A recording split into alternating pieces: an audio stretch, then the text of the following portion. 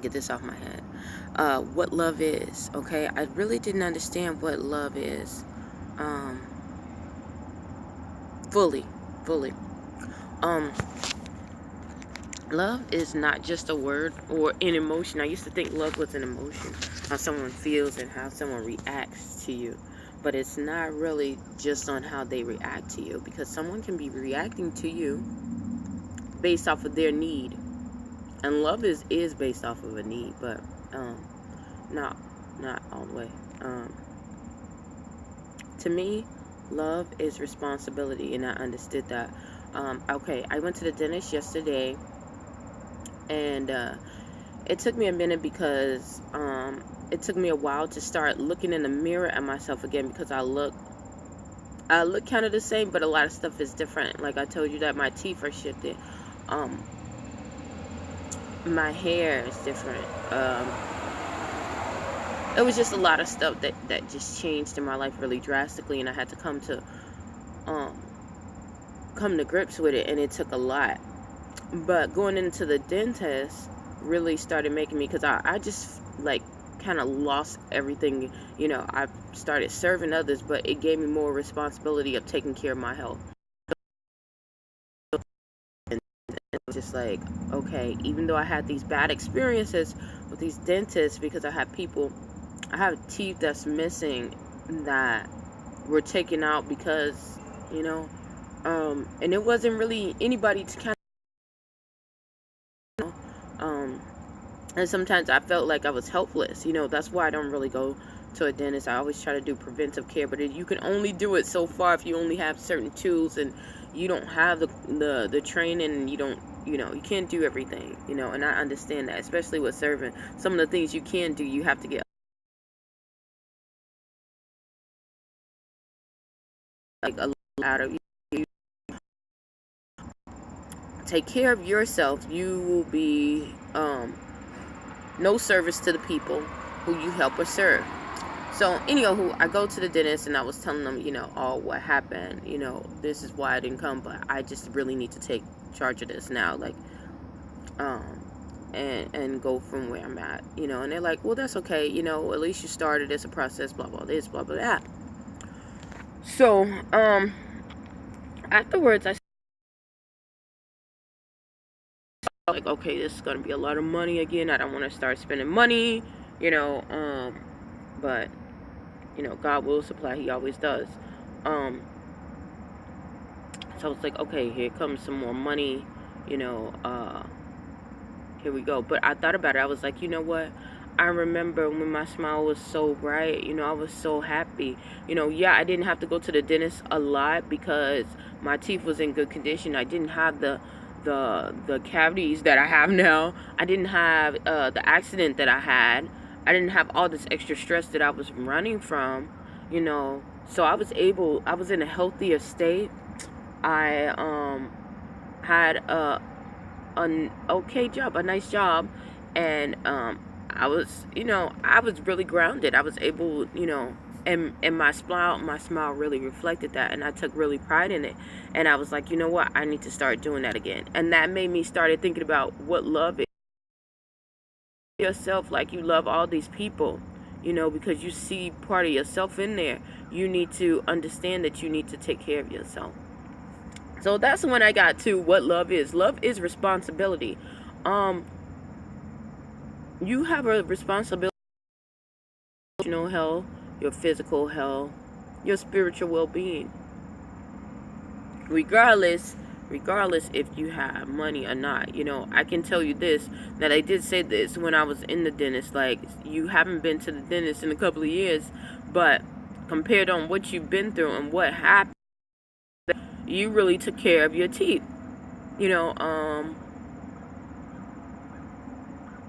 And I was kind of okay with that. I was like, because I was expecting something totally different, but I was okay with that because I took responsibility and saying, yes, this happened. I couldn't do that. I'm not going to make excuses, but I'm going to try to find a solution, and not only with that, I felt, even with me being homeless, I never wanted to go and be a burden to anyone, because I felt like I'm an adult.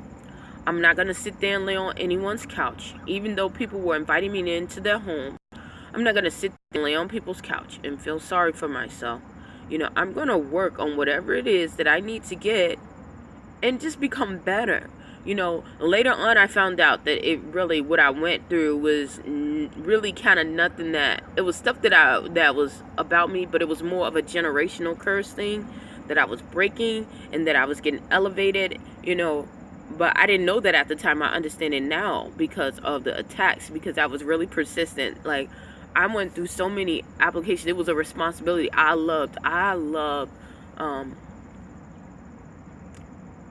I believe what God told me, that, and I really love it. I really love what He has done for me, and I think that was my motivation to get up and keep going. Like, I had people that were in my family like, why don't you just give up, And I had other people who had turned away from God and started believing in other religions, telling me like, Bill, you doing all this work and your God ain't doing this. And I had a responsibility. I felt like,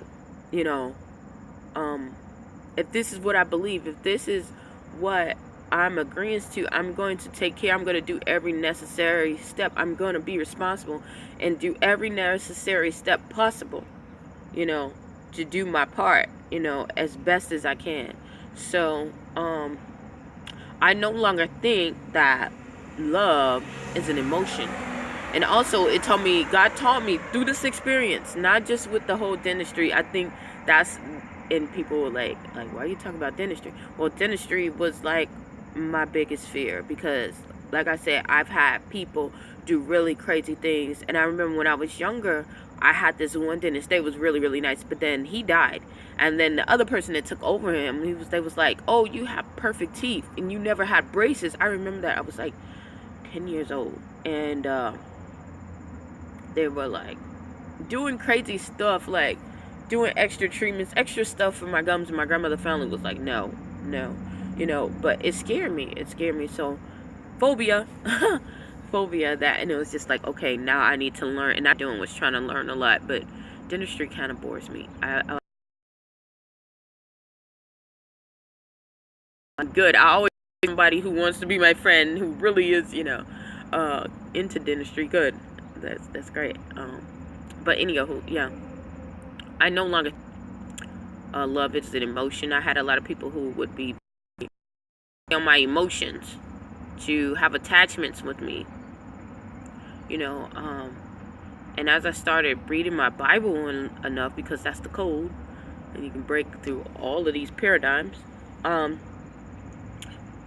as I started reading that, it showed that whoever has emotions over you, controls you. Think about those people who are crooks, and they have these Ponzi schemes, they manipulate people, and they use their power based off of their relationship. They get an emotional attachment to them, and they say, well, you trust me, and these people take these emotional attachments and they trust them, instead of going and research, what's going on. Say, okay, I believe you, blah blah this, blah blah that, and research, and then make their decision, based off of that, and pray on it. But no, people, they go and they do whatever, I have people who will say, I love you, and I kid you not, would be secretly sabotaging me, steal money from me, lie on me, cheat on me. You love me, but you don't want to be around me, around certain people. You love me, we're together, you don't want to be next to me. Or you love me, and you love all my accomplishments and what I've, achieved. But soon as, I need someone to talk to, you're not there, And I'm not saying at that moment, I'm saying period.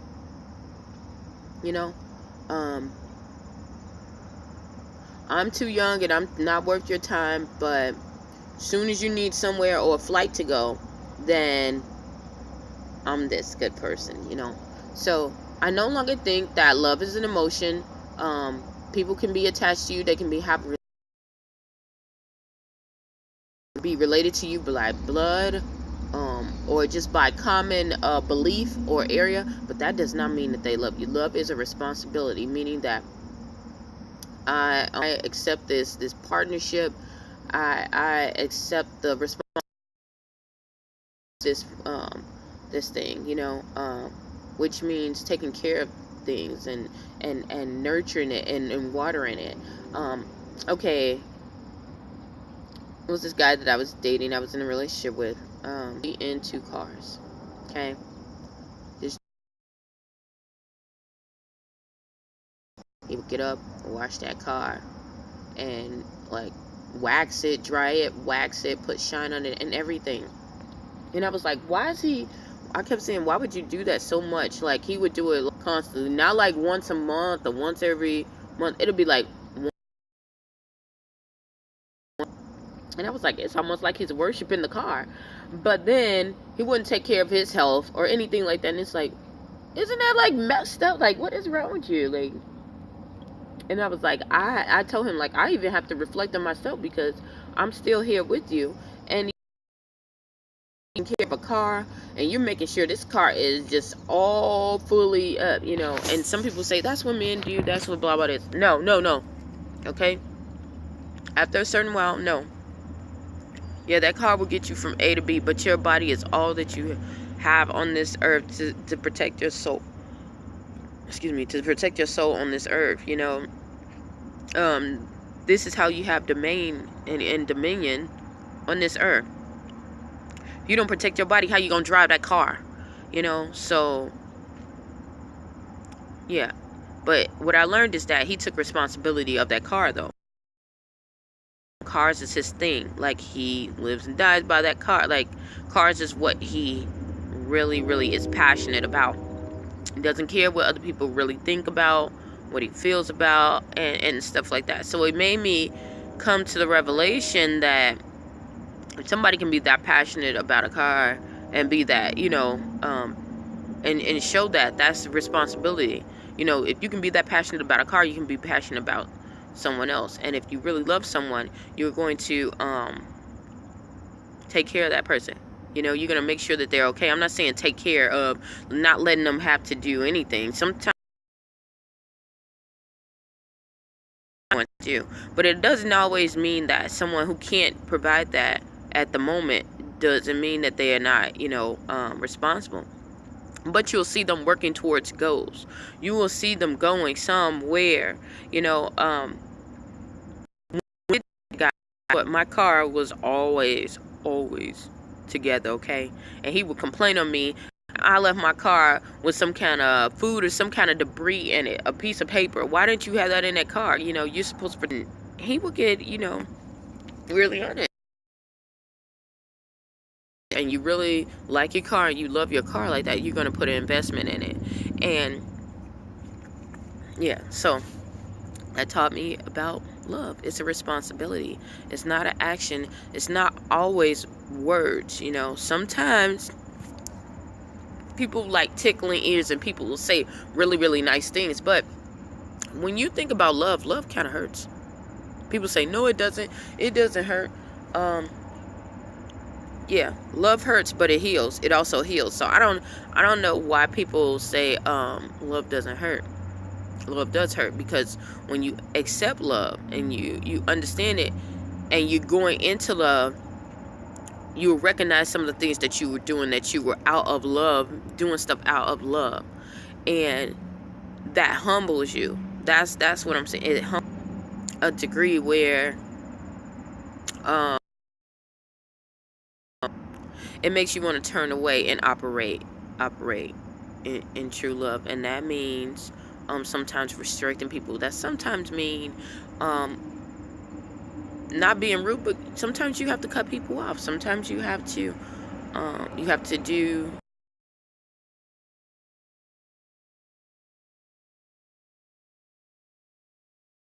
something to obtain. People get scared when they say that. Oh my God, that's something with the cult. No, it's not. That's anything. That's if you everything. You have to believe in something, and something is greater than, because if you believe everything is the same, you're going to stay the same. There's no need to move. I am who I am, and you stuck, Yeah. like I said, love is a responsibility. It is a choice. It is a choice. You can operate out of love, and you can operate out of love. I was operating ignorantly, thinking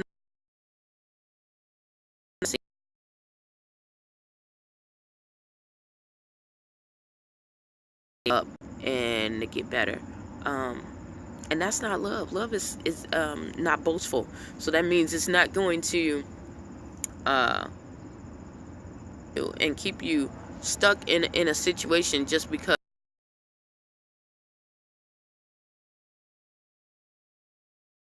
Love. And love is also a responsibility to protect yourself when people don't want to operate out of love. So yeah, that's just my whole take on it.